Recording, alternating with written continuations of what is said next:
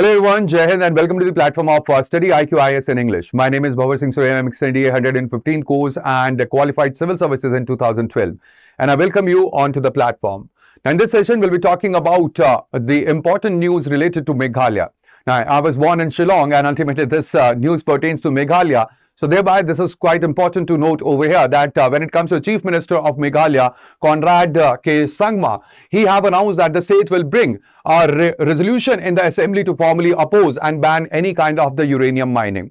Also, the government has never approved any uranium mining in Meghalaya. That is worth noticing. And over here, the resolution, it will reaffirm an existing position that Meghalaya have. And this is actually not a new policy. Now, this is very important because ultimately the aim is to remove any kind of ambiguity, address the public anxiety and end the years of speculation over the state stand about the uranium's mining. Now, this is quite important because ultimately this is right now because there are the renewed speculation and the media reports as well on the possible revival of the uranium mining in the uranium-rich pockets of the state. Now, there is the Khasi Students Union or KSU which have intensified the protest and demanded that there should be closure of the AMD office in Shillong, and the KSU president, he also met CM on 1st of July using or urging the formal resolution against any revival of the Domia Siat project that is there. Now, this is quite important because ultimately this has triggered the controversy because there are the reports of the officials of the AMD or Atomic Minerals Directorate. They had visited the Domia Siat. Now, over here, this had been read locally as a sign of revival or the renewed mining interest. Now, KSU have also alleged the efforts to push the mining in the Domia Siat and the nearby areas, including the claims of the lands which are being quietly purchased at the low prices. Now, Deputy Chief Minister on 7th of July, he have reiterated that the mining cannot proceed without any kind of the full consent. And the Chief Minister Sangma, he have also said that he has no idea or he is unaware of any of the AMD surveys that had been conducted into the region. And over here, he have said that the Meghalaya government has never approved uranium mining. To remove any ambiguity and reaffirm our position, the government will pass a resolution formally opposing and banning uranium mining in the state. Now, we'll be talking about this complete issue moving further. But before that, let me tell you that we have the GS Foundation badge, Resolution P2I, in which you can enroll by using the code BRS Live that will give you the maximum discount. Now, this is quite important because when it comes to Meghalaya, there are the regions where there is the uranium which are found, or basically the reserves had been located. We have the Domia Siat. Now, Domia Siat is the flagship site or the largest known reserve where it had been the focus of the USILS or the Uranium Council of India Limited stalled project. Now, the second significant uranium occurrence is in Wakhan area that had been explored alongside the Domia Siat region. Now, this is where we have the complete belt, that is southwest Khasi Hills district, where this is a broader uranium bearing belt in which both the sites they actually lie. And when it comes to the estimated reserves that can be found in Meghalaya, so it is to the tune of nearly about 9.22 million tons of the uranium. Now, Meghalaya, it actually ranks third largest or third among the uranium rich states after Jharkhand and Andhra Pradesh. That is worth remembering for your prelims. Now, this is quite important because ultimately USIL, it had planned that there will be an open cast mine and the processing plant at Maftaba, and this is near Domia Siat. Now, the proposed capacity was 3,75,000 tons of the uranium that would have been extracted annually, along with the mining that would have been done or the processing of 1,500 tons of the uranium or the ore that would have been processed per day at the mill. Now, when it comes to the project, this has been stalled because the state government and the Khasi Hills Autonomous District Council, they have refused to grant the mining leases and the statutory permissions as well. Ultimately, USIL have temporarily closed its Shillong and the Wakaji offices as a result, though it maintains the efforts are there to secure the clearances. They are right now ongoing. Now, this is quite important because you can see that this is where the uranium is found in India. All right, these are the various belts. We have the Aravalis in Rajasthan. Along with this, we have the Bhima Basin that is in Karnataka. These are where we have the potential reserves. Along with this, when it comes to the Chhattisgarh Basin, Then we have Kudappa Basin in Andhra Pradesh, where we have Kupunuru, we have Lambapur, we have Pedagattu, Chitriyal, basically where there are the reserves which had been located. Then we have the operational mines which are there in Singhbhum region in Jharkhand. We have Jaduria, Bhatan, Navra Pahad, and even Turamdi. And the new mines have also been located. And when it comes to Meghalaya, so there is Mahadek Basin, where we have Domia Siait, we have Wakyan, we have Mawsynram, where the reserves had been located by the Uranium Council of India Limited. Now, this is quite important because ultimately when it comes to the reserves, so where are the major reserves of the uranium they are found in India? So we have the maximum reserves which are basically located in Jharkhand, where we have Jaduguda, we have Bhatan and Narva Pahad. These are the mines or the oldest and the largest producing belt that is located in the Singhbhum region. Now, then comes the Andhra Pradesh, where we have Tumlapalli, which is among the world's largest low-grade uranium deposits by the tonnage that is found over here. And then comes the Telangana, where we have Nalgonda district deposits, which are basically newer additions to the production map. And then comes Rajasthan, where we have Rohil and Sikar located in the Aravalli Belt region, where exploration and early stage mining is ongoing. Then in Karnataka, we have Gogi, Lambapur area, which is actually under development. And then comes Meghalaya, we have Domia Siat and Wakhan, which is where we have the largest untapped reserves. Production has been blocked by the state opposition. Now, this is quite important because ultimately when it comes to India, so India is importing a large, reserve or large part of its uranium from the outside, from the countries like, for example, Kazakhstan, Russia, Canada, France, Uzbekistan and Namibia.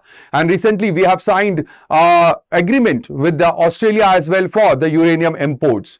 Now, this is quite important because when it comes to domestic mining regions, so actually it meets only a fraction of the requirement, and the reason is that we have the low grade ore and there is slow clearance cycle as well, which actually limits the output that is there.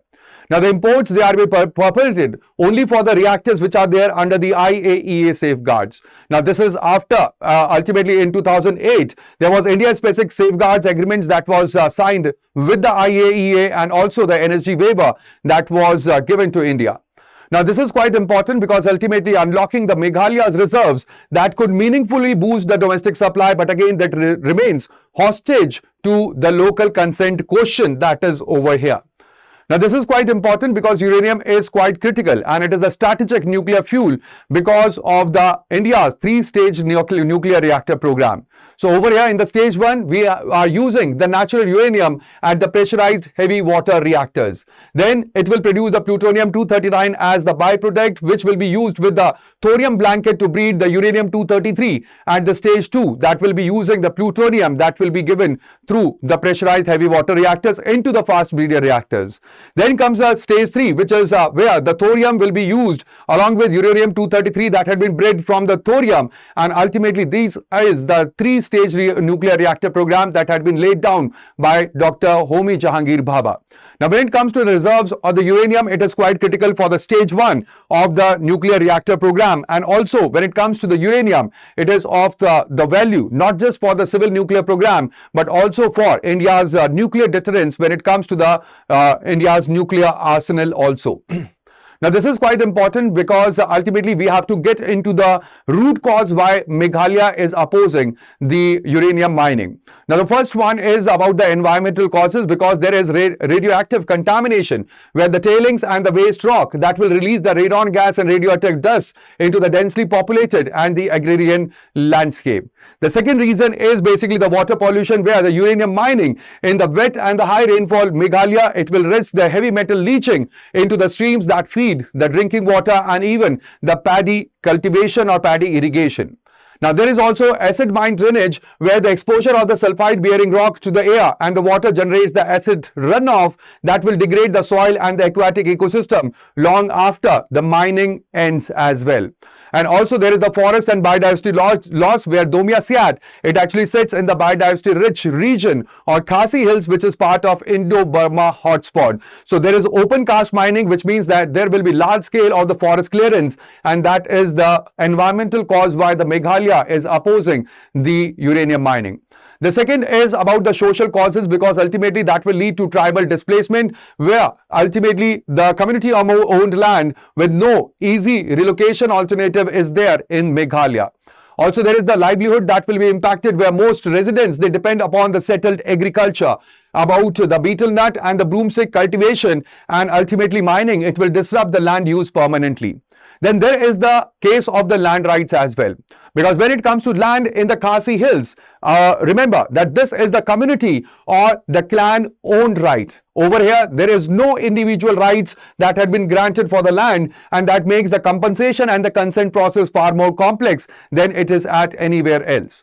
And then there is the public health fears as well, where the decades of the evidence linking uranium mining is towards the elevated cancer and the respiratory illness rates near the mine sites. And that is why there are the social causes why they are opposing this. And ultimately, when it comes to the land, so land over here is under the community position. It is not under the individual position that is there in Meghalaya.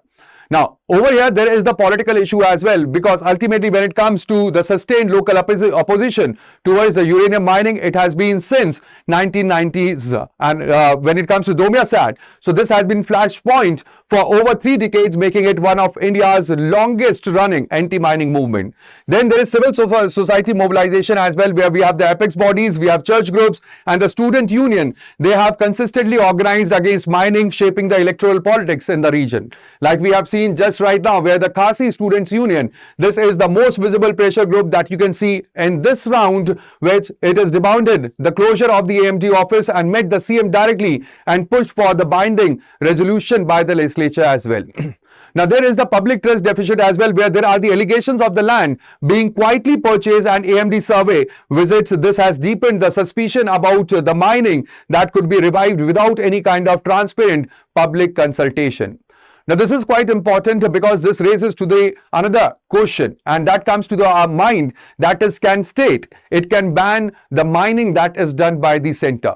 Now, this is quite important because it pertains to entry 54 in the union list, which actually is about the regulation of the mines and the mineral development declared by the parliament to be expedient in the public interest. Now, over here, entry 54 that is there in the union list, it actually overrides the state control for such minerals. Now, when it comes to the state list, there is entry 23 that is given in the state list, which says the regulation of the mine subject to the entry 54 in the union list. So over here, this is quite important because ultimately the states, they retain the residual authority where parliament has not occupied the field. Also, when it comes to the uranium, so there is atomic minerals, which actually comes under the Atomic Energy Act 1962, which gives the union a strong and largely exclusive power over the uranium mining. But how the Meghalaya have stalled the uranium mining for the 3 decades? So that is quite important because over here it is quite important to note that Meghalaya have stopped this not by asserting the 7th schedule authority or by using the power that is there, but actually it has used the 6th schedule because it gives the ADC or Autonomous District Council control over the land and the mining leases. Now, this is the need actually where the state's statutory sign-off is there, and this is a case of the practical federal bargaining power and not the formal constitutional supremacy where the state has the supreme rights over the center. So this is quite important to note over here that this is because of the 6th schedule that the Meghalaya have halted the uranium mining in the state. Now, this is quite important because the 6th schedule, it has come up as the real firewall, because ultimately there are the ADCs or the Autonomous District Councils where under Article 244 Clause 2, there are the ADCs for the tribal areas, for the Assam region areas or the states like Khasi Hills, Jaintia Hills and the Garo Hills, and they can make laws on the land allotment and for the occupation use as well. Now, there is also the community land ownership in Meghalaya. Or in this region, Khasi Hill region, where most of the land it is under the customary tribal tenure, where we have clan, village or the individual community ownership, and it is not the state or the private title in the usual sense that is there. And also there is a consent of the local institutions where a mining lease needs the Khasi Hill Autonomous District Council's no objection certificate. And when it comes to the ADC or the Autonomous District Council in Khasi Hills, they have consistently refused one for the Domia Siat since 1990s that we have seen in Meghalaya. Now, Meghalaya is quite unique because ultimately there is the community ownership of the land. There is also the 6th schedule protection that has been provided. And then there is the tribal governance that runs parallel with the state government. And also there is a traditional, you can say, institutions where we have the seamships or the Dorbash Nong, and the village councils, they still hold the real social legitimacy and often decide the local land questions before any of the formal government that can do. So over here, the real question is that if there had been the individual ownership of the rights, so there it is quite, possible, and ultimately it is easy for acquiring the land, because there the consent and even the land ownership transfer, it has to be between the company and the individual. But over here, there is a community ownership of the land, and that is why ultimately there had been no, case of the uranium mining that can be done in the Meghalaya till so far. Now, this basically pertains to a very important debate that is about environment as compared to development. Now, when it comes to the mining, so the mining supporters, they say that ultimately that will lead to energy security, because this will lead to production of more nuclear energy. Also, there will be reduction of the import dependence for the uranium. There will be local jobs and infrastructure that will be created. And even the state and the central revenue will be boosted, and there will be strategic autonomy over the nuclear fuel if that will be mined from Meghalaya. But at the same time, when it comes to the mining of opponents, so over here, they say that this will lead to the radiation risk. There will be ecological damage to the Khasi Hills, which is under the Indo-Burma hotspot region. There will be tribal displacement, water contamination, and there will be loss of the forest and biodiversity as well. Now, this is a complete timeline when it comes to uranium mining in Meghalaya. So, it was in 1984 where the uranium deposits, they were discovered at Domia Siat by AMD, or Atomic Minerals Directorate. Then in 1990s, there was the detailed exploration that was done by AMD and USIL that have confirmed the Domia Siat as the major resource. Then in 1990s, 2000s, there were the UCL, which has proposed an open cast mine, and also the mill, which had been met with the strong local protest almost immediately. And then in 2007 to 2016, there were repeated attempts to restart the project, which have met with the sustained opposition, and Khasi Hill Autonomous District Council withhold the NOC. Then in 2016, the state government formally decided to keep the uranium mining activity in abeyance. Now, in 2026, once again, we have seen that there were the AMD surveys, reports, and the land purchase allegations which have revived the speculation. The KSU have demanded a resolution, and ultimately Chief Minister Conrad Sangma, he have announced that there will be a resolution that will be brought in the legislature, and ultimately they will formally oppose and ban the uranium mining in the state. And that is the complete scenario that we are talking about. But how about the other countries and how they mine the uranium? Now, we have Canada, which is one of the largest uranium, where we have one of the largest reserves that are found in Canada. And here you can see that Saskatchewan, Athabasca Basin, the mining is under the stringent CNSC oversight, and there's mandatory indigenous consultation and also long-term environmental bonds, which funds the site remediation.